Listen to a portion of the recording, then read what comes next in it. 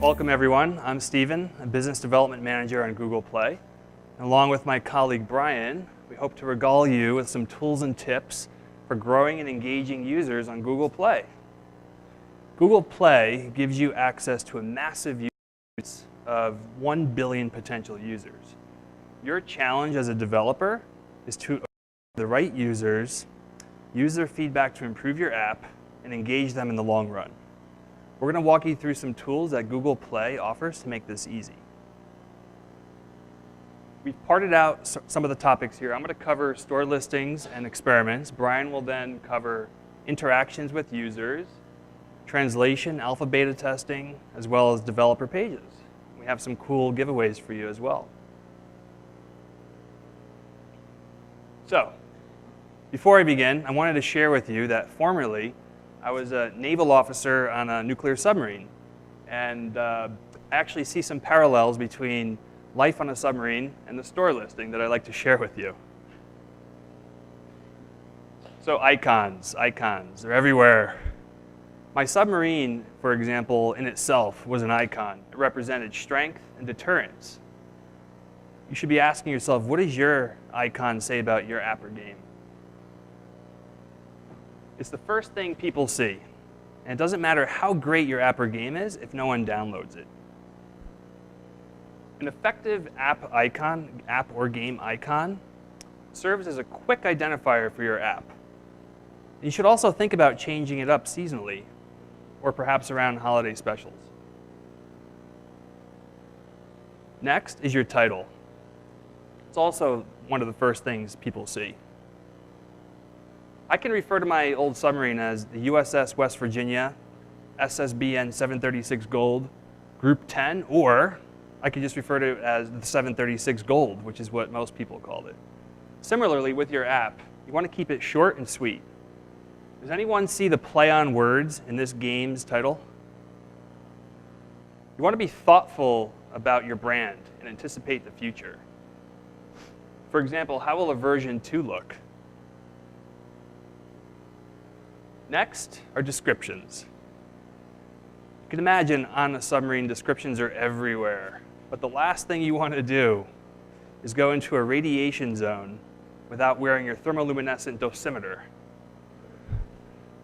In your app, you want your description to be short, and you want to use bullets to highlight your product offering and tell the user what your app or game actually does. This is also a great place to talk about what's new. On a submarine, you can imagine day in and day out, you get bored with the same food, eating the same thing 100 days in a row.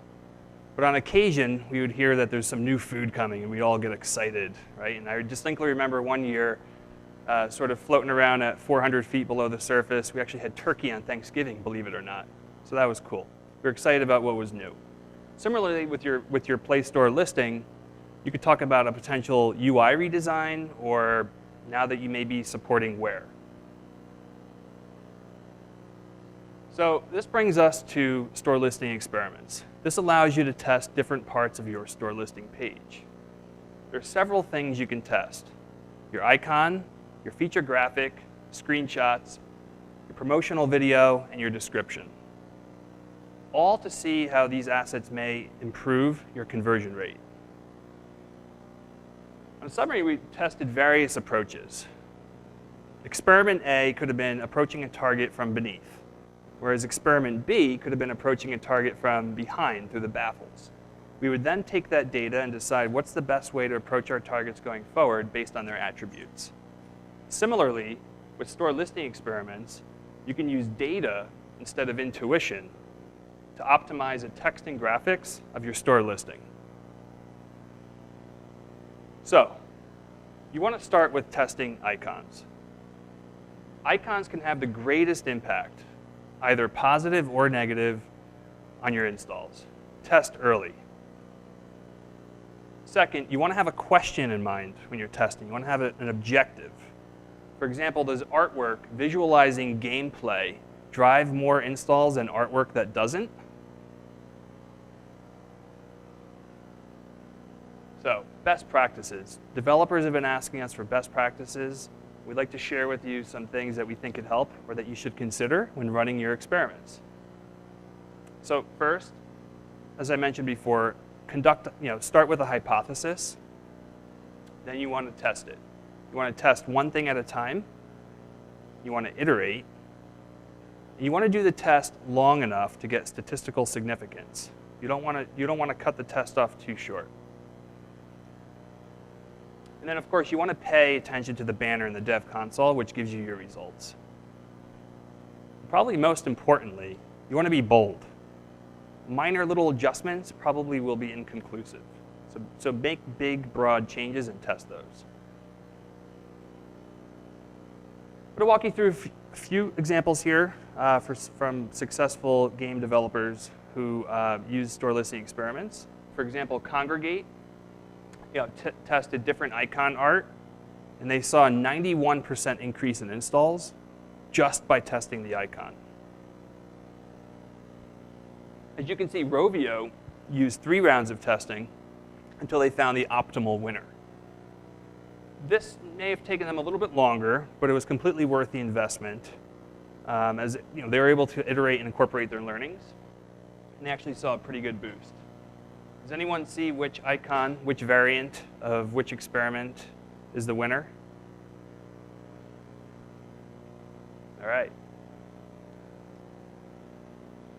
In contrast, here's an experiment conducted on screenshots.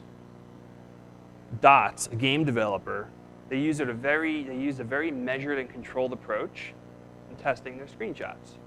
So they held everything constant except the illustration of the gameplay mechanics. And they also had a great result. That's all for store listings and experiments. I'd like to thank you and turn things over to Lieutenant Brian. Brian will take the helm and bubble you up through the surface. Thanks, Stephen. So now that you've tested your store listing page to see what resonates best with your sailors, your submarine is shipshape and ready to launch. So the next step is to interact with your crew through the ratings and review section of the developer console. It's one of the most important aspects of the Play Store, and it's incredibly easy for you, the developer, to do. So ratings are one of the top ways that users will market your app to other people. They're also going to help you understand what users love and hate about your app and how their sentiment has changed over time. Replying to reviews is one of the best ways to create meaningful connections with your users and show them that you listen to their feedback to improve your product. Now, we've listened to you developers' feedback and added some features that you wanted most within the developer console. So the ratings chart that you see is now available on the reviews page, making it easy to track trends in individual star ratings. And you can also search for specific reviews and do a free text search across all of your reviews. Recently launched, too, one of the most requested features, being able to get a notification once a user updates a review that you've responded to. Now, ratings can materially impact your installs. So you want to work towards improving your scores so that you could even be promoted by Google Play. We have a minimum bar of 4.0 for inclusion in any of our merchandising opportunities. We encourage everyone to get into a dialogue with your users, replying to both good and bad reviews. It'll make sure there's not a mutiny on your store page. So here's an example from one of my developers, ZomboDroid. If you ever need an awesome app to make memes, I suggest you check them out. But you can see how they're actively responding to low reviews and asking the user to email them at their support address. This serves a few purposes. First, it's going to help increase engagement. Second, it looks much better to users who have not yet downloaded the app to show that the developer is willing and able to respond to technical questions and support them. And again, after you've worked with the user on their issue, going back and asking them to update their review can result in an increase in your ratings and higher stars. So, as the song goes, in the Navy, you can sail the 7 seas. Well, if we're doing all of that traveling, we also need to make sure that we're going to be speaking the right language for the country whose port that we're in. Let's continue our focus on the user with a little different twist, making sure that they can effectively interact with your Play Store listing and app because it's in their language. So within the developer console, you already have access to a number of optimization tips and recommendations. And these now include localization and internationalization options to help you take your app global. You can see these recommendations bubbled up within the to-do section under optimization tips. Here you can see the recommendations to translate our store listing, make the screenshots and videos reflect our target APK language, and translate the actual strings within our app. So you can easily translate your Play Store listing page either by providing your own translation text or purchasing professional translations directly from the developer console. If you don't provide translation text for your store listing, Google Play will either show an automated translation or the default language setting for your application. But neither of these is ideal if your users have a local language preference. In addition to your Play Store listing page, you'll also want to make sure that your APK itself is translated into other languages. Fortunately, Google makes this extremely easy as well. Using the app translation service, you can easily purchase professional translations for your APK strings and in-app items as well. To find this option in the Google Play Developer Console, you'll want to sign in and select an app, and then click on APK on the left side. At the bottom by this APK translation service option, you can click Start or Check Progress to launch the Google Play Translation Manager. After you've selected the language that you want to translate your app or the strings into, you can browse a list of third-party vendors who are pre-qualified by Google to offer high-quality translations. You can upload the strings that you want, select the destination or target language, and then choose your translation vendor based on time and price. You can see the estimates that are given in the Google Play Developer Console for each of these third-party options. Once you've purchased translations, you'll receive an email from your vendor and can then interact directly with them to work on your translations. Once you've added translations to your app's text strings, you can upload the translated APK file to Google Play, and translated versions will be available to users whose language preference matches the translation languages that you've added. If you stop by later, I actually have $100 translation service coupons that you can pick up at the tables over here after filling out either our developer profile or a review of this session. So, now you should have a pretty solid Play Store listing, right? We've talked about best practices for your icon, title, description, and then using store listing experiments to optimize each of those for your users. And then we've even localized our APK to make sure that the language being displayed on the store listing and in the app itself is right for our users. I want to back up a second, though, and talk about strategies that you can use when actually developing your app in the first place. Google Play has a great tool called alpha and beta testing that can help you prototype, iterate, test, and launch your app. Alpha and beta testing is configured directly in the developer console. You have the ability to upload the APK and distribute it before releasing to the public. Users always have to opt in to this functionality and can never leave reviews. And of course, Google loves data, so you'll have access to a wide range of statistics and information about the alpha and beta configurations to help you troubleshoot and fix issues. There are two ways to share your alpha and beta builds, open or closed. Closed, alpha or beta testing, is invite-only and managed through Google Groups. This means you'll need to add email addresses to a group, and then your users will have access to download the alpha and beta builds. You can also have an open beta, which includes a custom URL that anyone can join and opt into. The developer can set a maximum number of testers, and the overall progression might be a closed beta test to an open beta test, and then actually distributing that custom URL via social media to your biggest fans to get them early access and get them testing out your new app. A number of top developers have seen great success with alpha and beta testing to ensure that new releases are bug-free and successful. So now that you know how to launch a great app, the last topic I wanted to touch on today is a new, easy way to promote your brand on Google Play called developer pages. Think of this as the nose art on the planes of our aircraft carrier. It's going to get you attention, and your users are going to love it. So right now, if you click on a developer's name in Google Play, you're taken to a rather bland page that lists all of the developer's apps. Now, you actually have the ability to transform that space into a unique page on Google Play to promote your entire app catalog. With these developer pages, you're able to upload graphics, explain what your company is all about, and pick a special app to feature at the top.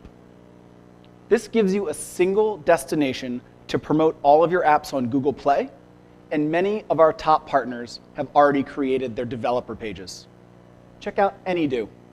They have a graphic banner at the top, a description of the company and the options that they offer, and then a featured app at the top of the screen as well. And we know that you guys are building for mobile, tablet, Wear, and TV, but developer pages look great on desktop too. So you can link to them from your app's website. It's your own personal branded page on Google. This is one of my developers, Yidio. They have an awesome graphic at the top, some eye-catching description, and again, that featured app on their developer page as well.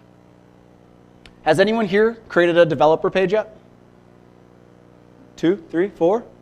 You guys, right? Not yet. Soon. So Steven and I have done a lot of talking so far, and I was hoping to do something interactive here where we could actually build a developer page together. I don't know if you guys have your laptops with you. Is that something maybe we'd be interested in? Maybe not? Thinking about it? All right, I'll run through the steps. And if you guys want to follow along with me real quick, we can do that too. It's so easy. It'll take a couple minutes if you have some graphics and tools ready for you. So at the top of the screen, we're just going to sign into the Google Play Developer Console and click on Developer Pages on the left. And then we want to enter some of the information that we're going to have about our Google Play Store listing. So promotional text, 140 characters to describe the brand, not to be confused with a tweet. You can even add translations of that as well.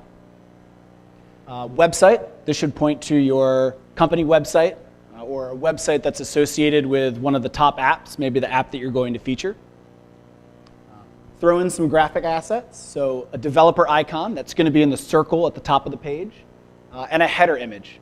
This header image is going to be used not just on desktop, but that big screen space at the top, but also on mobile. For the recommended app section, it's going to have that graphic taking up the full space across the screen. And then the featured app. So Play will auto-populate all the different apps you have in that developer account, and you can select one to pin at the top. So if you're having a special, if you have a seasonal item, or something that you just want to promote a little more, you can click that featured app right there to sort of pin it to the top. I'll give you guys a couple minutes if you're clicking through any of them.